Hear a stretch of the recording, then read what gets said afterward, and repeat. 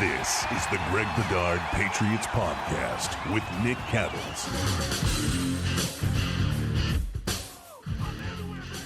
All right, welcome in emergency episode of the Greg Bedard Patriots podcast. John Zannis sitting in for Nick Caddles alongside Greg Bedard. And in, I guess, one of the least surprising stories on the Patriots front here, Mike Vrabel, early Sunday, officially named as the next head coach. We're going to hear from Mike Vrabel at a press conference at Gillette Stadium on Monday at noon. And again, this felt like it was headed there the whole time, and that's where they arrived. And that Patriots head coaching search is over. Vrabel takes over for Jerod Mayo, who was fired after one season and a 4-13 record. This show, as always, is brought to you by PrizePicks, largest daily fantasy sports platform in North America. Download that app today. Use the code CLNS. Get 50 instantly when you play 5. Code CLNS on PrizePicks. 50 instantly when you play 5. PrizePicks, run your game. And, of course, Game Time. Take the guesswork out of buying tickets with Game Time. Download the Game Time app. Create an account. Code CLNS, $20 off your first purchase. Let's get to it, Greg. Your initial reaction to something that you fully expected was, I think you said earlier on your podcast this week, 99% chance that this was you had 90, I believe, but really strong likelihood that Vrabel was the guy. Yeah, I think this is exactly what the Patriots needed. And I think this is where it was going to go all along. I mean, the Crafts were not going to go. We're not going to fire one first-year rookie head coach and hire another one. That just wasn't going to happen. And I think that Mike Vrabel, as a proven track record, somebody that they know, they have an idea about, they know the way that he coaches, they know his thinking. It falls very much in line, especially with the Bill Belichick hire that they had after Pete Carroll. Bill was a guy who had been in the building, that they had talked to. They understood how he saw the game. And I think that, Vrabel, and we sort of talked about it before it was known that Mayo had the succession language, that when you looked at it, if they were moving on from Bill Belichick, the guy who checked all the boxes in terms of how the Crafts operate. I mean, they inherited Bill Parcells. They hired Pete Carroll, who was a successful defensive coordinator and had been a head coach with the New York Jets for one season. Then they hired Bill Belichick, successful defensive coordinator who had been a head coach with the Cleveland Browns. Vrabel made all the sense in the world as a, former defensive coordinator, successful head coach with the Tennessee Titans, a guy who came in here and sort of ended the dynasty by beating the Patriots in the 2019 playoffs here at Gillette. I just think it's exactly what the Patriots need. I mean, I love the idea of getting a head coach who, first of all, if the ownership wasn't terrible in Tennessee, he never would have been fired in Tennessee. I mean, that's been their decisions in regards to that. I mean, first of all, firing John Robinson as GM. Vrabel wanted Ryan Cowden as the general manager, somebody who had been in the building, who had a relationship with. Amy Strunk Adams says no, from what I understand, from pressure from the league to do, a wide search, and they ended on Rand Carthon, a minority candidate, and that was a shotgun marriage. And those things just don't last. They're not successful. Vrabel got fired at the end of the next season, even though they fully intended to bring him back. And then what do you know? Rand Carthon, a year later, is now fired, and the Titans are doing the same sort of thing. They got Callahan as head coach. They're going to have to hire a new GM, all that stuff. But just in terms of what Vrabel brings, his ability to manage players, his game management, identity for a football team. You know exactly what you're going to get. A mentally tough football team, a physically tough football team. You have a coach that always maximizes everything that he gets out of his roster. Even that last season, I remember they had a game against the Miami Dolphins, and I think the Dolphins ended up losing like 4 games in the regular season that year. And Mike Vrabel had like nothing to work with, and he beat the Dolphins just on his coaching ability, and that's something that we haven't seen here in a while. And I just think that Mike is absolutely perfect. I mean, look, Does he have the highest ceiling, perhaps, as some other people like a Ben Johnson? I mean, we don't really know, but we know the floor. I mean, the Patriots are always going to be competitive, and we've never really seen Mike Vrabel coach with a quarterback as talented as Drake May. And if they can, fill in the talent, in the next couple of years, Vrabel should have the most talented team he's ever coached. And I think the ceiling is going to be pretty high down the road. Well, so that's the thing. So let's get into the other side. We'll spend a little time on the interview process, which appeared to be, a bit of a sham in the sense that the Crafts clearly had eyed Vrabel as their guy, but that's not the most important thing at the moment. It's really more, what other choice did they have? And the only other serious interview they did was with Ben Johnson, who is choice du jour now for the last couple of years throughout the NFL. He's been extremely selective by, who he wanted to talk to, which interviews he would take. Decided last year, I'm happy in Detroit. I don't even want to explore some of the vacancies here. And he is the only other legitimate candidate. There's a school of thought, and I'm kind of in that school, that the offense, you've one thing going for you right now, and that's Drake May. And the most important thing is trying to figure out how far you can take this. And that offensive-minded coach was really appealing. Are there question marks with a first-year coach? Yeah, obviously. And somebody you have no idea whether he can lead a room. It's totally different to be able to sit in the back and call plays and do all of those things versus run the organization, which Vrabel's kind of going to be asked to do here. But now the offense is going to be in the hands of whomever Vrabel brings in as an offensive coordinator. And as we know, those guys leave sometimes. If you get a really good one, he might not be here for a long time. And you're always kind of stuck in that cycle. So is there any merit to the detractors, the Vrabel detractors who say, man, they should have taken a shot at ceiling, like go for broke here, go big or go home, and bring in a guy like Johnson? Yeah, I understand that, and I respect that school of thought from people, and I get it. But where the Patriots have been the past couple of years, I just didn't think it was wise. It's too much risk. They risked enough last year on Jerod Mayo.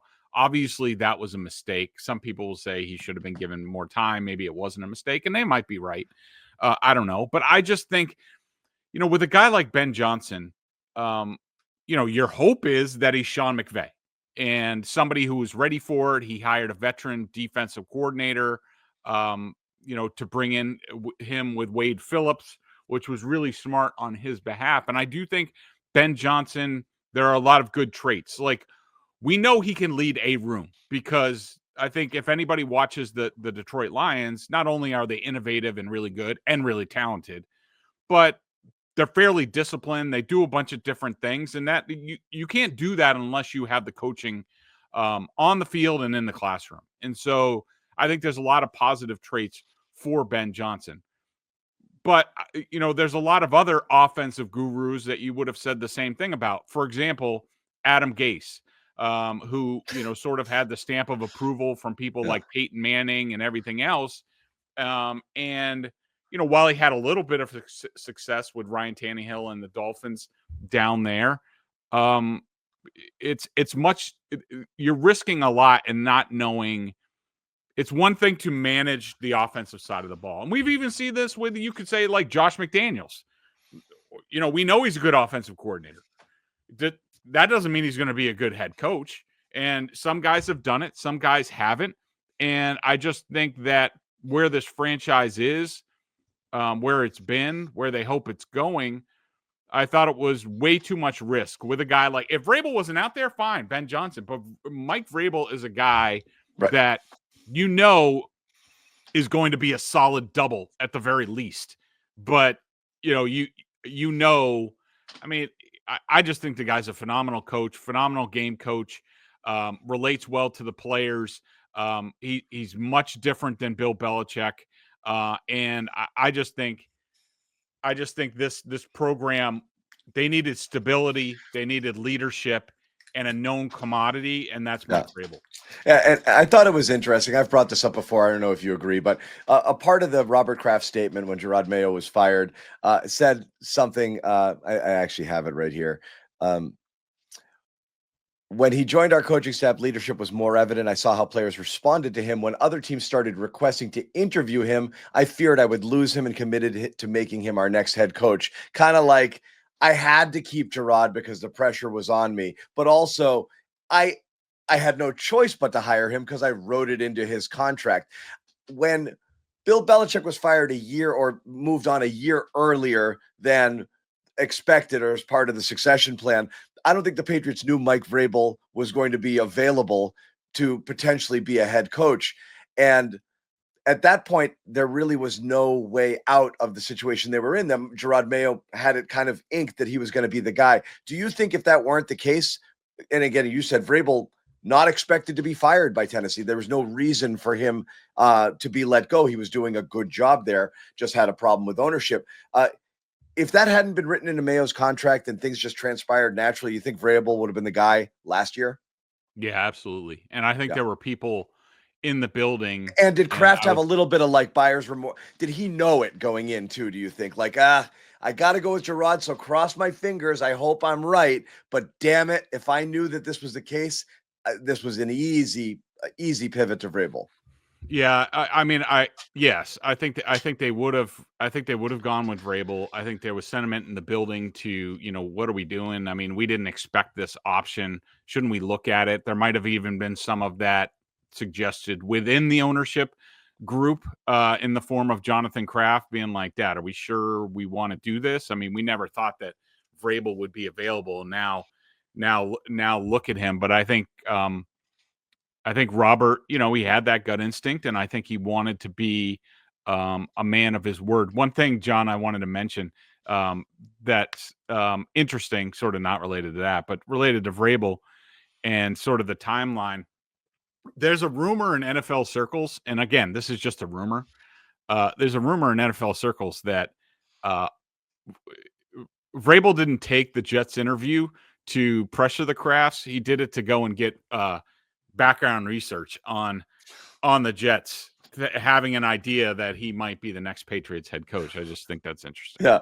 Yeah. And there's also the report today with the he denied reportedly denied a Raiders interview request, basically saying like, I know what I'm doing. I'm going to New England here. So there really wasn't, there wasn't much guesswork involved here. All signs kind of pointed towards it. Well, I mean, look, even using Robert's own words from his press conference where he says when he makes a decision, he whatever he says, he measures 9 times and cuts once or whatever. And there's the school of thought, and I probably believe it, that they weren't moving on from Jerod Mayo unless they knew or had an idea that they had something else. And just using his own words, that seems to be the case. Yeah. And again, you wonder how long ago that happened. A lot of people, because again, the reporting with this, just the way it went down, was the Crafts don't want to move on from Mayo. They want to see him succeed. But they never came out and publicly declared it. So you have to figure they knew they had this in their back pocket, and back channeled, some sort of communication with Vrabel to like, you're good, right? Yeah. I'm good. Let's do this. And that was that, which kind of led to the interview process being what it was. Probably an embarrassment that they could have avoided if they just played it a little bit differently versus two throwaway interviews at the beginning of it, and then really only the other 2 guys, that were under consideration. This episode is brought to you by Prize Picks, the largest daily fantasy sports platform in North America. It's NFL playoff time, and it's now or never. Don't miss out on the last few weeks of football action with Prize Picks, the best place to win cash while watching the playoffs. You pick more or less on at least 2 players for a shot up to win 1,000 times your cash. Download the Prize Picks app today and use code CLNS and get $50 instantly when you play $5. That's code CLNS on Prize Picks to get $50 instantly when you play $5. Run your game all season long on Prize Picks. This episode is also powered by Game Time, the best place to get tickets to the games, events, and concerts you want to see. Take the guesswork out of buying tickets with Game Time. Game Time is filled with terrific features like all-in pricing, so you know exactly how much you're paying. No surprise fees at checkout. You also get panoramic views from your seats in the app, so you know exactly what you'll be looking at before you buy. Plus, a lowest price guarantee, or Game Time will credit you 110% of the difference. Download the Game Time app, create an account, and use code CLNS for $20 off your first purchase. Terms do apply. Once again, download that Game Time app, create an account, use code CLNS for $20 off your first purchase. Terms do apply. What time is it? It's game time. You mentioned it earlier, and I think it's an important part of this is what happens next.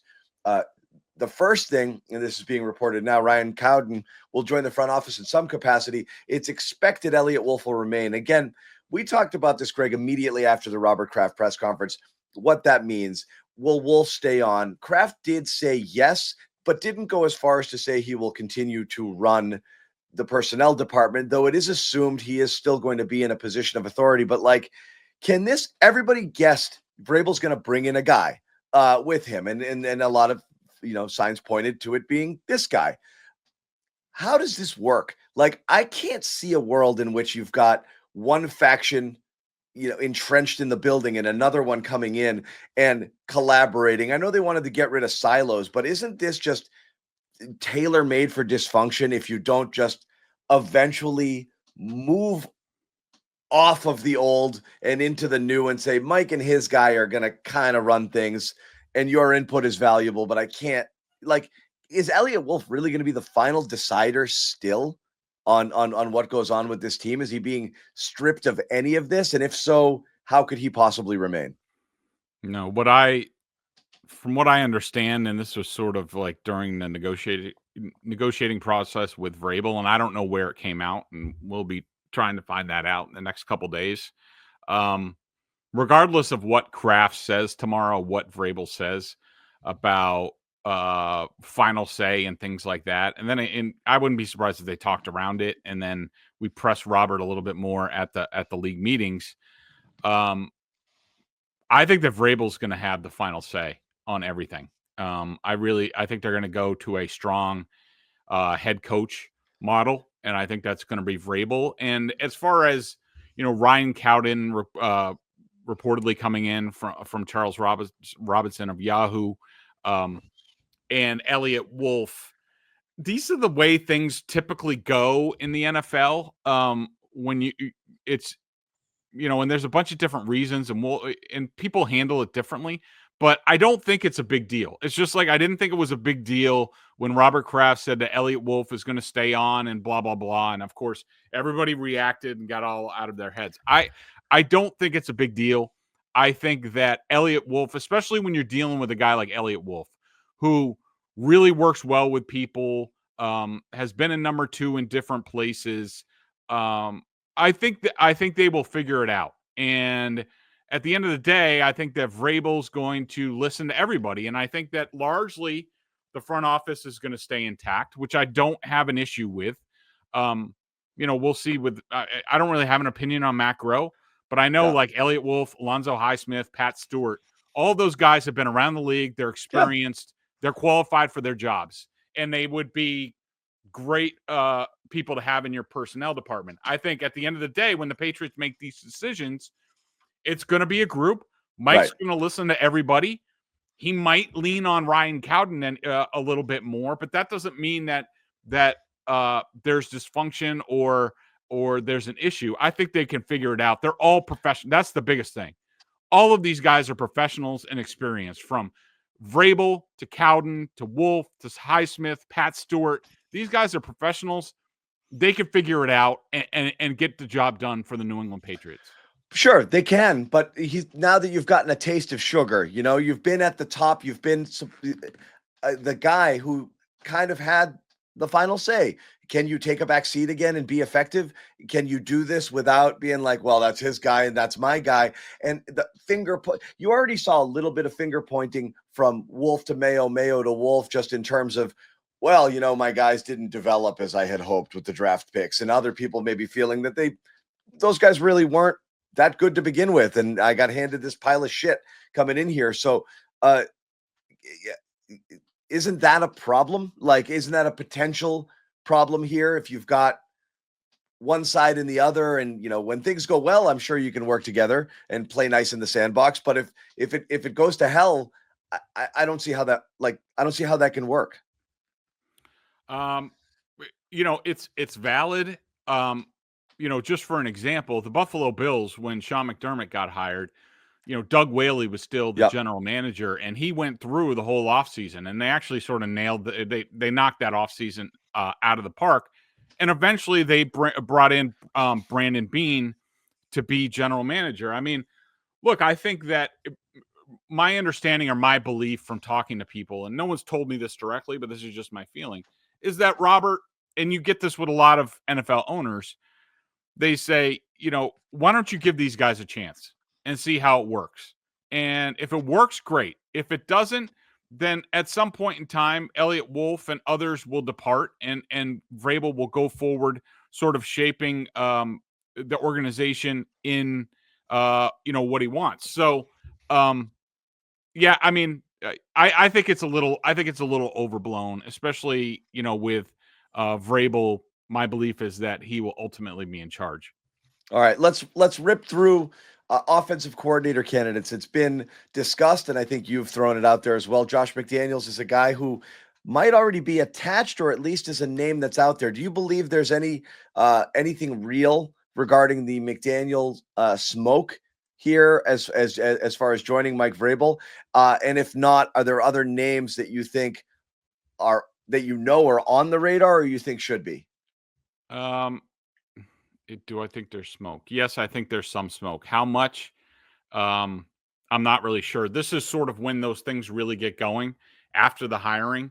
I know McDaniels has had overtures from, other teams in the league looking for offensive coordinators. I mean, currently the Browns and the Seahawks have those jobs open. There will be more, once people get hired as head coaches. McDaniels has a relationship with Ben Johnson. So, that's another option. I had the feeling that the Crafts would love to see Josh McDaniels back, and probably have suggested that to Mike Vrabel. I think it would be the best of both worlds. I think it would be a great thing for Drake May. It would be we've seen Josh's ability to develop quarterbacks. I think the biggest thing that, if I were the head coach of the New England Patriots or the owner, the biggest things going forward now, once I have the head coach, is I want an offensive coordinator who knows how to develop quarterbacks and can direct an offense and call plays. There aren't many people that can do that at a high level. I also want somebody with longevity. And, Josh McDaniels, given his recent history, I think it's safe to assume he's not leaving to become a head coach anytime soon.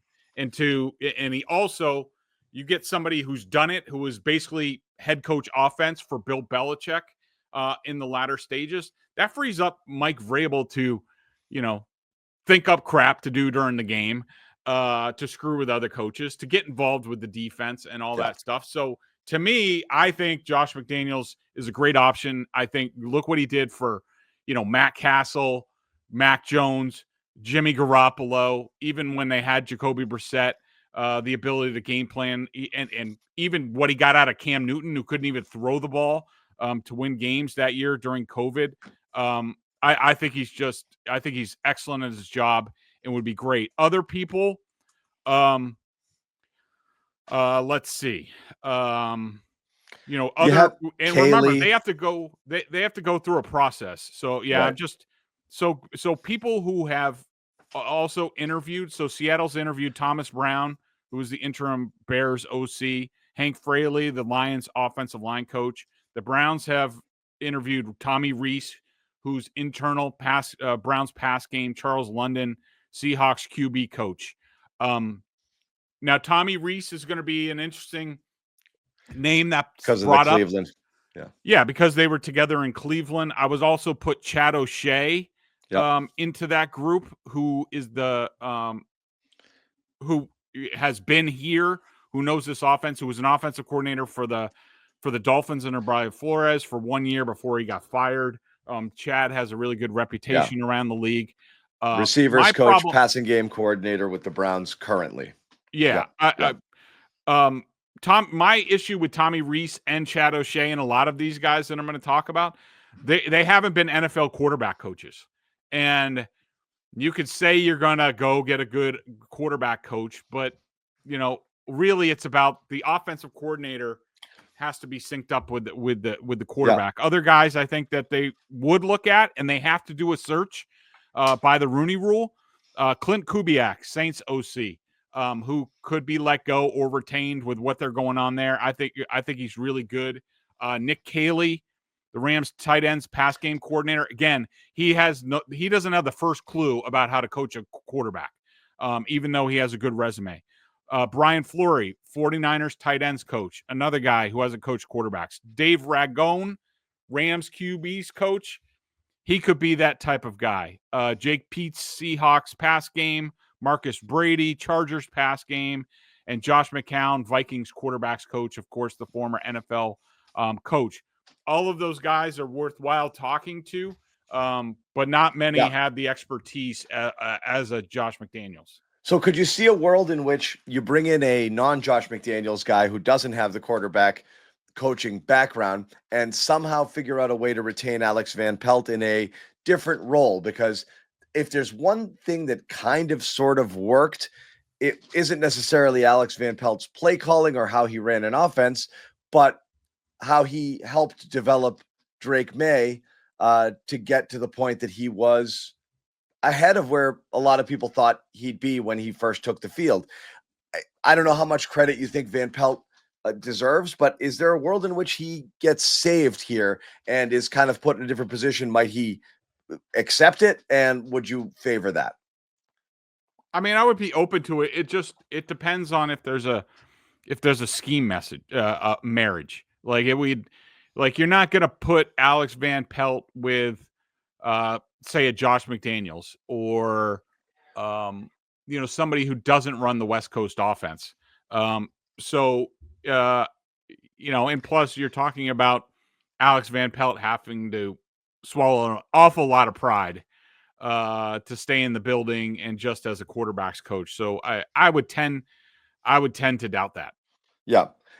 Is there anyone who's can you see, is this a clean sweep of the coaching staff? Not necessarily. I think a lot of people could survive on the defensive side of the ball. We'll see about Covington. I mean, that's possible. Mayo might look Mayo. Sorry, Freudian slip. It's possible that Vrabel sits down with these guys and he's like, you know what? I really like DeMarcus Covington, and me working with him, like I'm going to take him to the next level. Something that Jerod couldn't do. Sure. I can do that. It's what I did in Tennessee. It's what I did with Shane Bowen. Really brought him along, and you could see that. And I do think that there are good coaches on this team, especially on the defensive side. Brian Belichick could stick. Mike Pellegrino's been a good coach. Yep. We'll see about Jerry Montgomery and Drew Wilkins. I don't think those outside hires melded really well this year, but we'll have to see. Jerry Montgomery certainly has a reputation. Hightower, who knows? Probably not. Yeah. But we have to realize that Vrabel is going to have a lot of input and ability to help coaches that Jerod just never could do. So that's kind of my next question on that is like, what do we know? Because so much is unclear. Personnel, who's making the decisions, we're not entirely sure, but there's going to be, as you kind of surmise, Vrabel's going to be at the top of that pyramid, and what type of players he's going to help bring in here alongside whoever's helping him. TBD. Offensive coordinator, we don't know who that's going to be yet, but you do know some things about Vrabel, and that's the type of leader / coach he's going to be walking through the door. How different is it going to be from what Mayo brought and carried out throughout the entire year versus what Vrabel's going to be like for that locker room, for the coaches, for everybody else starting day one? It's going to be very different. And these people who think that this is just another Patriots hire and it harkens back to the glory days and all that stuff. It's complete BS. I mean, yes, Mike Vrabel was a player here and a damn good player, and he's in the Patriots Hall of Fame, and that's awesome. But as a coach, he's been, all over the place, from being with Bill O'Brien in Houston to Ohio State. His different background. He's his own guy, and it's going to be different. But basically, I would say you're getting a melding of Bill Belichick and Bill Parcells in terms of you're getting the intellect, the game management, how he sees the game. You're getting that. But in terms of his ability to relate to players, push the right buttons, be personable, that's something that Bill Parcells did really well. That's not something that Bill Belichick really did. I think that he's off the charts in terms of that.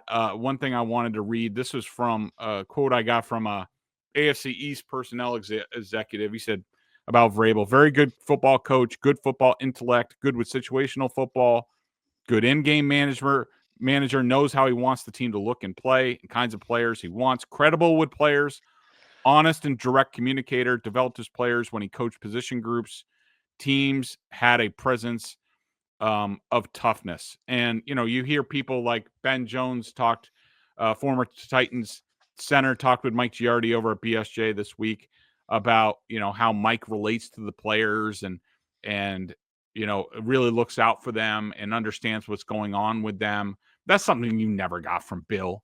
Not really, maybe a little bit in his latter stages, but he brings instant credibility, and the players are going to like him. They're going to play for him, and you get all the experience that he had. Plus, one thing I love is that this is a guy who never stopped working. His 1 year off after he got fired, what did he do? He went to Cleveland and he coached tight ends and offensive lines, and he learned how the Browns melded analytics with their football staff. And so, he's always he's adding to it. And that, to me, that says he's going to be a better coach, even better coach the second time around.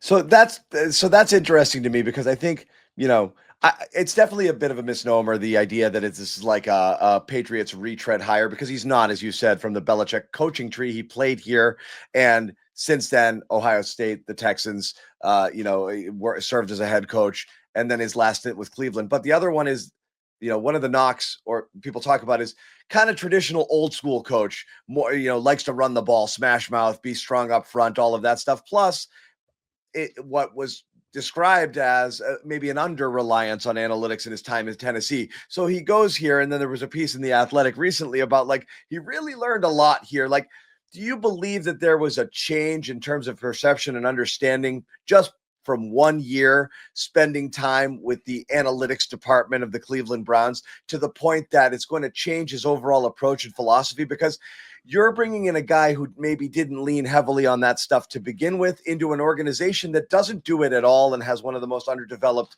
departments here. Is there any belief that he's going to come in and be like, we're going bananas with this shit, analytics everywhere, let's do it?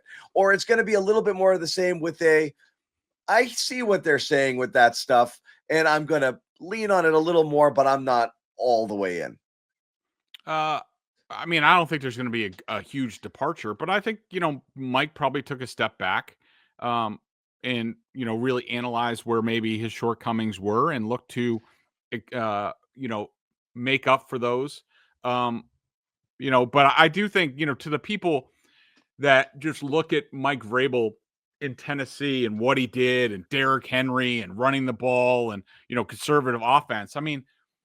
What the hell did you want him to do? Look, the Ravens last night with Lamar Jackson, who could be a 3-time MVP, first team All-Pro quarterback, last night in their playoff game against the Steelers, guess what they did?